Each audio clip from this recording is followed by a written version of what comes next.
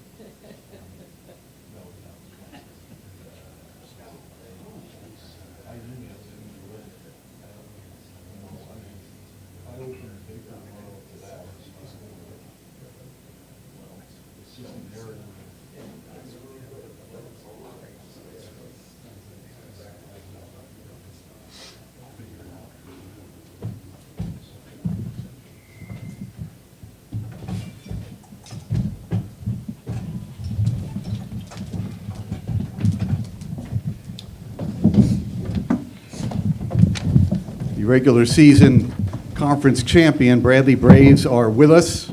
They have a date in the championship game tomorrow against either Drake or Southern Illinois, 1 o'clock tip on CBS. With us is head coach Brian Wardle, and the student body is represented by Connor Hickman, Jashawn Henry, and Darius Hanna. We're going to ask Brian to open up with a statement on the game, and they'll go with questions for everybody on the dais. Brian, please. Survive in advance, March basketball, Indiana State played their hearts out. So did Bradley. It was a heck of a game to be a part of, and it just came down to a few plays at the end. And I was really proud of our guys. I thought we had to fight through some fatigue in the second half, and I know they were too. And we had some breakdowns defensively, but we were able to sustain the lead. And obviously, the last substitution when I put Malavey back in the game might have been my best move of the game, because Mally went and got that rebound. And rebounding wins championships. I don't care what anyone says. I mean, we go every day. We practice it every day. And Mally goes all the time. And he went and got that big rebound and made huge free throws for us. And it really wasn't Mally's day on offense. I thought he did a good job defensively, but he couldn't get going offensively. We didn't shoot the ball very well. They did a tremendous job on Rink, doubling him, pushing him off, and we couldn't get Rink going, but Rink had 5 assists, which was huge. So just overall, a great team effort, and then obviously fifth-year senior Jay Sean steps up. Darius was huge for us, and then obviously Hickman stayed in attack mode, attacking the rim. So just overall team effort. That's the story of our season. We play for each other, we protect each other, and you never know who could be our leading scorer any game out. Start with Dave right here. Thank you. Coach, your depth up front has been at an elite level all year, and again, you see it tonight. Did you ever imagine a team being able to stop Mast and Leons in a game, and then you have these guys to rely on? I mean, we played the non-conference without Jay Sean, Rink, Zeke, and a lot of guys had to play a lot. Darius played a ton. Christian Davis was playing. Pop Weathers played. I mean, Hick played the 2, the point, everything. So, I mean, a lot of the guys have experience in games, so that is a good thing. But that's what makes this team special. I think we got a lot of weapons, and we're extremely unselfish. Rink doesn't care at all. He's just so happy we won the game. And he just wants to get himself ready to play better tomorrow night. And it wasn't his day today, but we got to do a better job getting him going. But overall, just very proud of the H's here, Hickman, Hanna, and Henry, because they stepped up big for us. That initial onslaught of threes at the start of the game, how did you get your team to calm down, defend the three-point line, get through that? He had great talk in the timeouts, Jay Sean. We didn't have, I mean, that was the number one key to the game, too, was we got to limit their threes. We know they're going to make some. They're hot right now. I mean, they're playing great. They're scoring over 90 both games leading into this game. And when a team's got that kind of momentum and rhythm, you got to take them out of it. You can't expect that they're going to be out of it. And hope. You can't play hope defense. And we were playing hope defense to start the game, and we hoped they miss, and they boom, boom, boom. They had 5 threes, and I think the first 5 minutes we settled in, started to guard a little bit better. Nice got a couple at the end of the half. And I thought second half it was just all off the dribble. We got hurt. And Robbie Avila, give him a lot of credit. He's a talented kid. He hurt us a lot off fake handoffs and just his craftiness. So there's things we can get better at. Obviously, we got to improve. But, you know, I think it was a 12-point game, 11, and then it was 8, and we just couldn't put them away. And that just shows Indiana State's fight and their talent. Well, Jay one Sean. sec, we got a question here, Okay. we'll come back to you. Good. Connor, you were asked to play point guard a little in the second half. Can you talk about what kind of adjustment it is for you switching positions and being asked to do different things at the point guard position mid-game? Earlier in the season, I think it was a pretty big adjustment for me. I hadn't played point in high school really at all. So coming in here, coach asked me to play point, and I'm all about winning. So of course, I was going to just try to take it head on. A lot of film, just a lot of like walk through, and just learning to push the ball, attacking spots, and kind of switch it up between looking to score, looking to pass. I think I was pretty comfortable out there tonight, just because I've been doing it for most of the season leading up to games like this. Jahan, you could see that they were doubling, sometimes tripling Most. You look at that as an opportunity for you. Walk through the adjustment you guys made for you and Darius to exploit that. We kind of work on post doubles all throughout practice and stuff like that, just to like give the bigs, a different look. But I just found that if I was able to back cut and just kind of get in the open area, and Rink having tremendous feel and good vision, he was able to find me down low, and everyone was able to find me down low. And that's just, you got to adjust in these types of games in March, because you never know what teams are going to throw at you. You just got to come out of the timeouts and try and execute. Just like Jahan said, we go over it a lot in practice. Just finding open spots, cutting to the basket, getting our shooters open. Rink has great vision, like he said. He's able to have that feel of finding open players. So. Go ahead, Harry, thank you. Yeah, just Sean, you came back because you wanted to win championships, and so now you've got the regular season championship, and you get to play tomorrow. Just talk about what this means to you personally. It was obvious you wanted to get this win tonight. This is the whole reason I came back. I know this group was going to be special.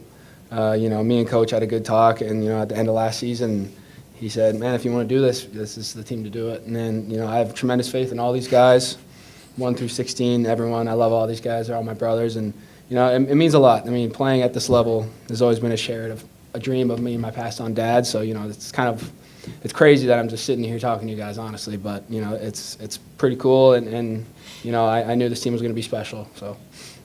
Brian, you said something about it being a special game or whatever. I felt privileged being on the sideline. It was such a high-level game. Is that how you felt about it? Yeah. It was just two teams laying it on the line and physical war. Both teams making their free throws. Making big shots in big moments. You got to love March, and you got to love Arch Madness. You do. I even sat back a couple times just like, man, this is what it's all about. This is what the training all year round comes down to, the endurance, the lifting, the conditioning, both teams, just battling. And we've had an emotional week. And it was great on Sunday. We won some great awards on Wednesday, and I'm just really proud of these guys to stay hungry and hunt. And they've been on a mission and focused all weekend.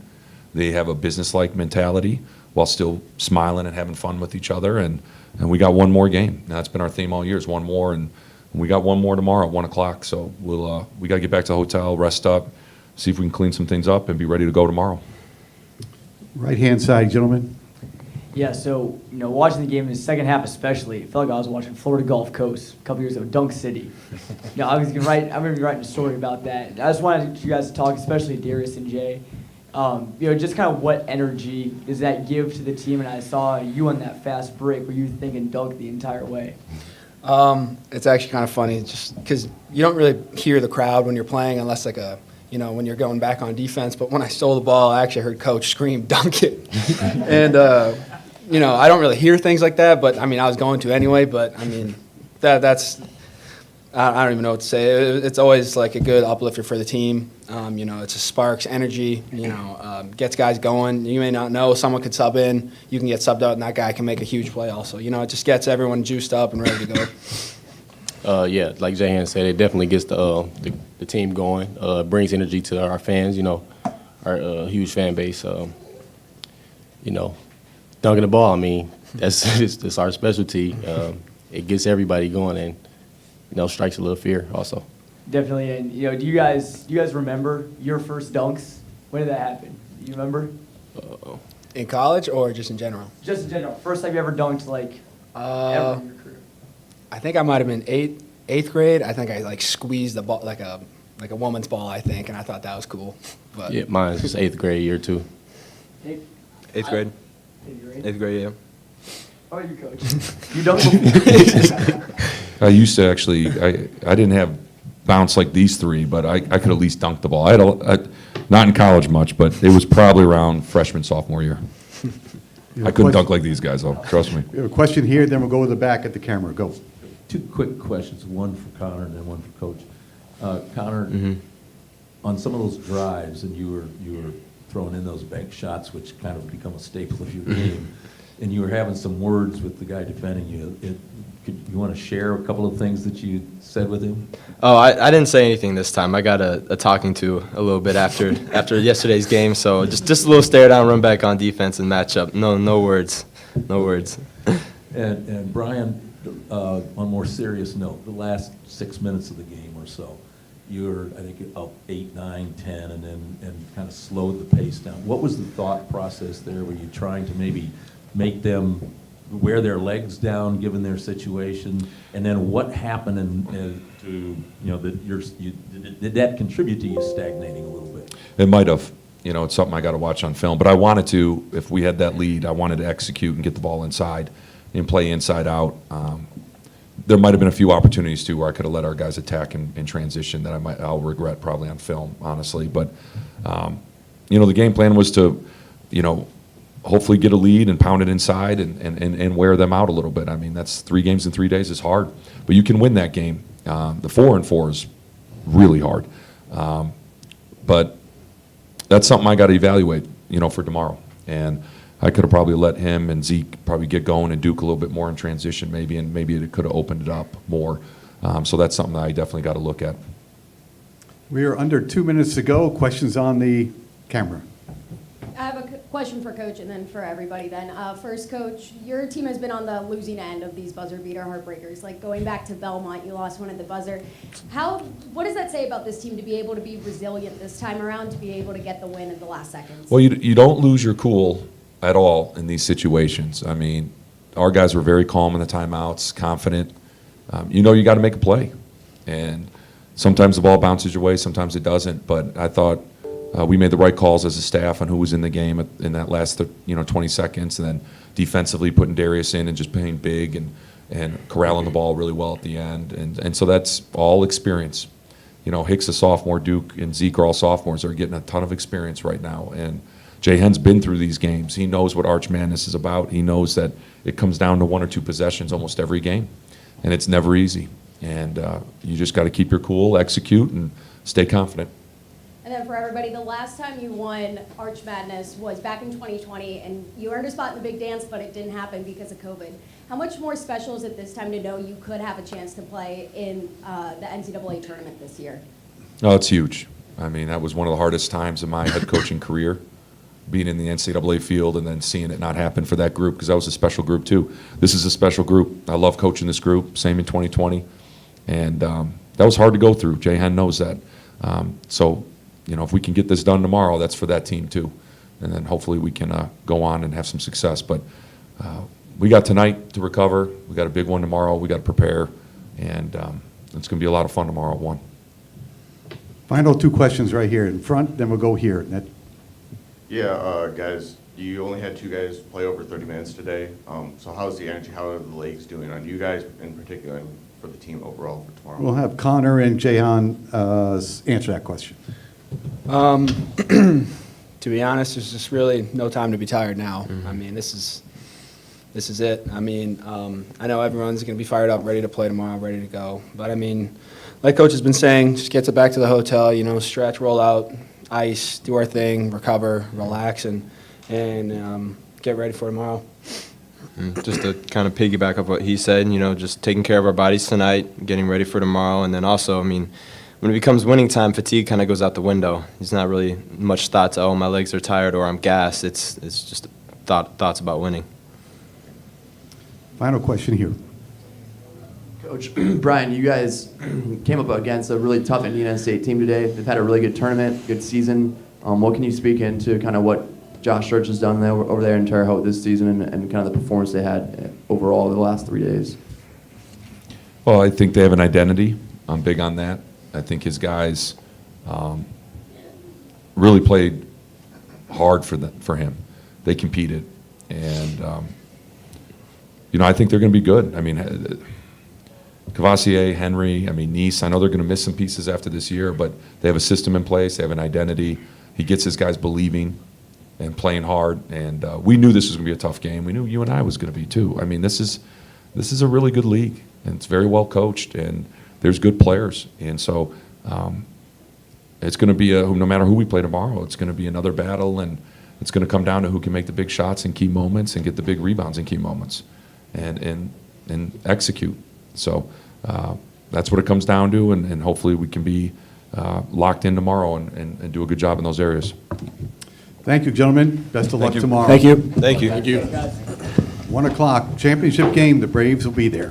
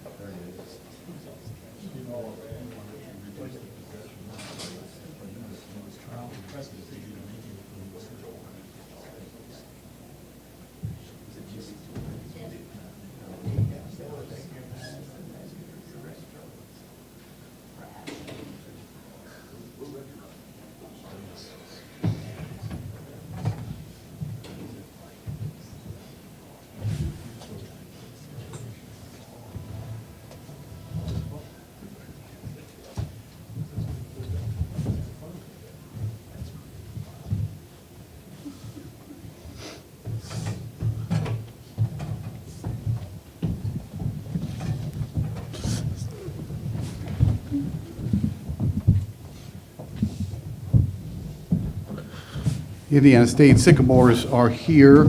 Cameron Henry and Robbie Avila represent the student body. We've got head coach Josh Schertz in the middle, and we're going to ask Josh to make a statement on the game, and then we'll go to questions for all three members of the Sycamores on the dais. Josh, please. Obviously, congratulations to Bradley on the win. They've got a great team. Really talented, really tough. very well coached. I thought we had a great start. I thought we didn't play great middle of the first half. Thought we finished strong in the first half. Thought second half it was kind of back and forth, and then we lost that game in the middle of the second half where they had that stretch where it went from 3 points to about 11. We turned it over, and our defense I thought was pretty porous there in the beginning of the second half, and they got separation, and then I thought our guys were unbelievable. Down the stretch, I don't think we. They're to me kind of the standard in terms of toughness and physicality, and I thought the last 6-7 minutes, that moment of truth, we were the tougher, more physical team, made a bunch of plays, offensive rebounds, drives, and gave ourselves a chance to win there on Voss's shot. We had to get a stop, and the first one we got a stop, and unfortunately we had guys slip, and ball was batted, and out of bounds on us. And then the second one, we get another stop, and the ball hits the back iron and just kicks straight up and becomes a jumping contest. And we're not as big or as athletic as them, and we Cavassier tried to put a body on him, and just it was bad luck. I mean, the ball hit the back iron, went straight up in the air, and we get a foul, and credit Leones for stepping up and making a 1-on-1 with 6 seconds to go. That's clutch on his part. So credit to them, but I couldn't be more proud of this group. What they've done as a coach.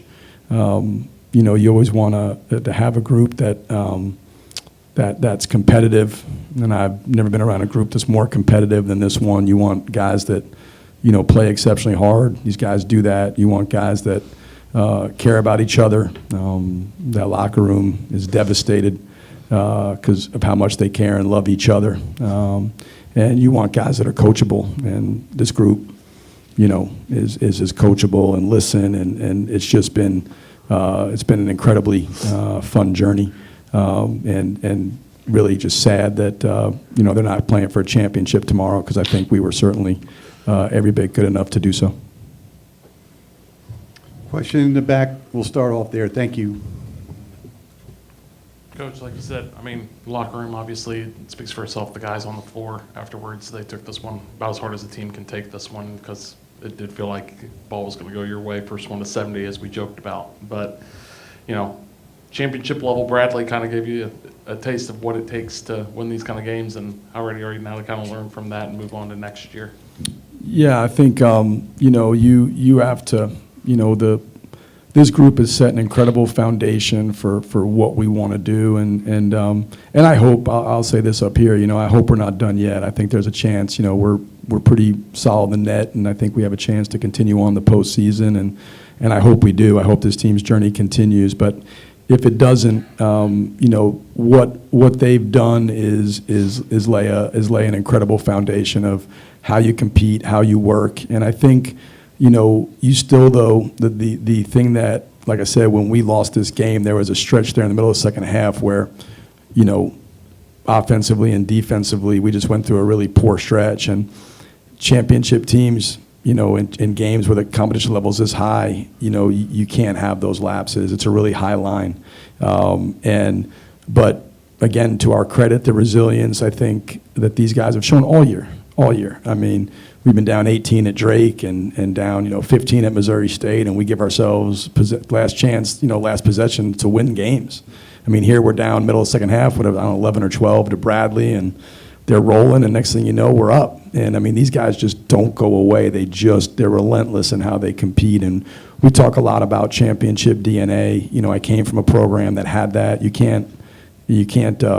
That can be learned, right? And to me, when you're talking about a championship DNA, it's a relentless competitiveness to do whatever it takes to win, right? And we were kind of building that, and last year we just weren't good enough, and this year we're knocking on the door, and I thought we were good enough to come in here and win 4 games in 4 days. We were one stop away from 3 in 3 days and having a chance tomorrow to do it. And it stings because of how close we were, and we felt like we had a chance the regular season to be regular season champs. You look at the games we lost. I think we lost 7 in the league. I think 4 of them were in the last possession, we just haven't had the greatest of luck when it comes down to those final plays. Today, I don't think we could have played any better down the stretch of the game. I thought the physicality, the offensive rebounds, like I said, we took what in my opinion is the standard in terms of toughness and physicality, and I thought the last 5 minutes we were the tougher, more physical team, rebounding, defending, and the whole package. And I was so incredibly proud of them. And just, you know, Bradley, though, there's a reason, you know, that they're a championship program, and they showed it. They didn't panic, and they went and made not only a big time play to go get the rebound, but to step up there and make the front end and make both those one-on-ones by Leones. And so hopefully the lesson we take is, you know, when the competition level is this high, how much every single possession matters. And the ones later magnified because you can't recover from them. We couldn't recover from the box out. There wasn't time. But there was missed rebounds in the middle of the second half. There was turnovers led to dunks. There was wasted offensive possessions. And how much in games like this, every possession matters, and how high the line is that you got to hit to beat a team like Bradley. And we were close. But it's the small details, and we got to be better, you know, in those areas. And I think these guys, Robbie and this group, because you know the guys, the younger guys, I think they have a great foundation to build on. But then it's taking the baton, and then understanding as we go back to work. All right, you know, we got to take this and move it forward, and that's how you do it. Josh, I wrote you off a couple times in that second half when that got that way. But you guys kept fighting back, and particularly Cam. So many offensive rebound stickbacks that kept you guys in the game when the offense was clunking a little bit. Mm-hmm.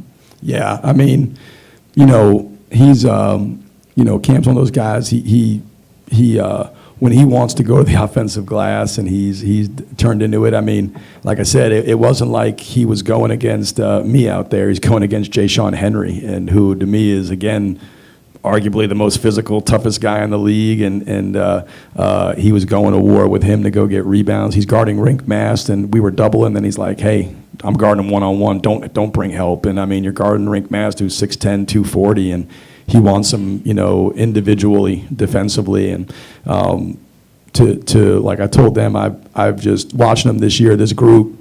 Obviously, I love them.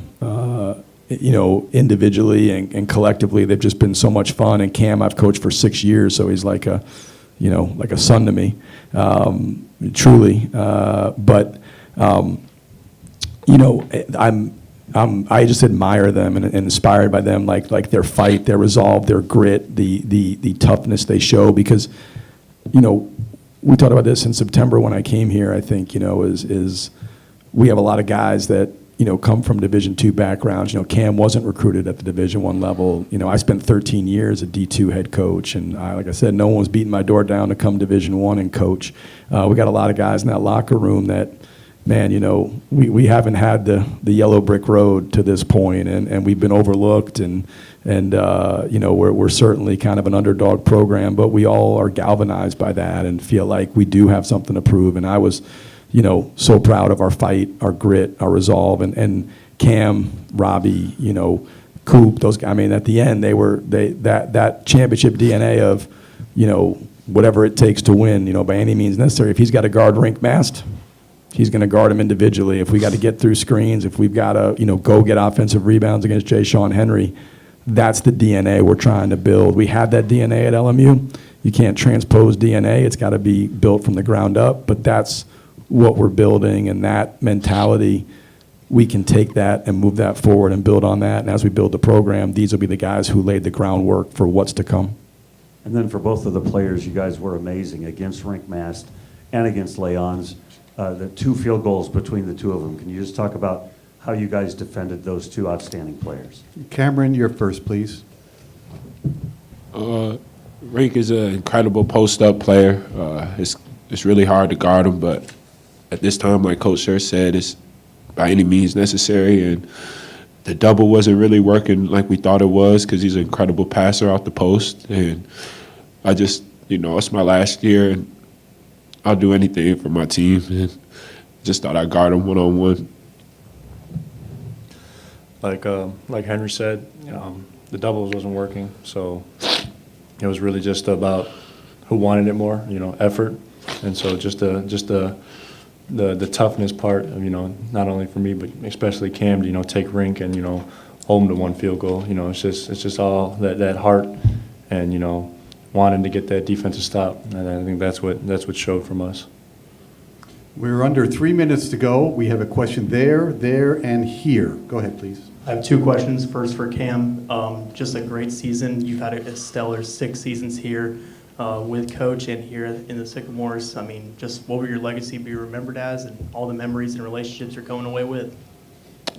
Coach Church just believing in me from day one since I was a freshman. I actually redshirted my freshman year, and he laid out a process for me, and it sounded good, and I followed his process. It's just I came from being under a lot of veterans and being under those wings, and they taught me a lot of things, and I just hope I just gave back to the young guys. We laid a foundation this year. We turned this program around from a 180, and just the fans showing up, the support we've been getting throughout the whole year. I can't ask for nothing better, nothing more than that. And, Robbie, just him being here, getting this experience, I know this just one experience, and Arch Madness can hold a lot, because last year I needed that one experience, and we fell really short. But just for those young guys just to come back and know you don't need the Valley to believe in you, just believe in yourself, and you guys can go as far as you want. My final question for you, Robbie. Obviously, a first here as the Sycamores, great way. Just didn't go the way you wanted to end. How excited are you to get back here? I'm extremely excited with the group of guys we got returning, but I just like Cam Henry and Coach Schertz have said, we've laid the foundation, especially with those older guys, and we just want to continue that path that they laid down for us to bring this program back up.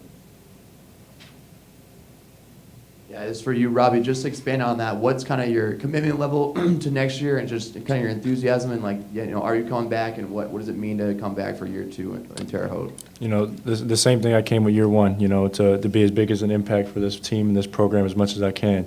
We got the pieces around us. We got the guys. We got the culture. Just build on top of that. Like I said before, just to build on top of the foundation that we laid down this season, and to take it up another step. Final question right here, Kirk. Yeah, Josh, simple question, I hope.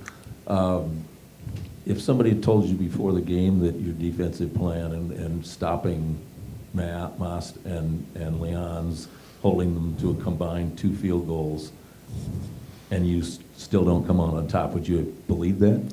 No, I would have thought our ball screen defense would have been crappy, so that's exactly what happened. We would have let other guys get going, but credit them. I mean, I thought Hickman was great, and we struggled with Jay Sean Henry, and that was some of the doubling we were doing, and then but I mean, I thought with Cam we could get undermassed a little bit and be quicker to recover to his ball screens and try to make it harder in the post. When we did double, where Henry was hurting us was on those cuts, so. Those guys are pretty smart. They just changed it to where we weren't doubling, and I thought we actually, down the stretch, guard them well. So, as coaches, I don't think you can ever win a game. You can only lose games, right? So, I mean, you can, not have the right game plan, make the wrong adjustments, whatever. Players got to go win them. Coaches can only lose games, and so, I'll lose sleep over this one and not maybe going away from the double earlier because I probably could have done that, and that maybe the result's different. So, but credit those guys for what they did, and they're a great team, and that's why other guys stepped up, and Jay Sean and Connor and Duke Dean early, for sure, stepped up and made plays, and that's why they're going to the finals. So, credit to them, but that's where, the game plan worked, but then, you got to adjust, and I probably should have made that adjustment quicker. Thank you, gentlemen, for your time. Best of luck in the future.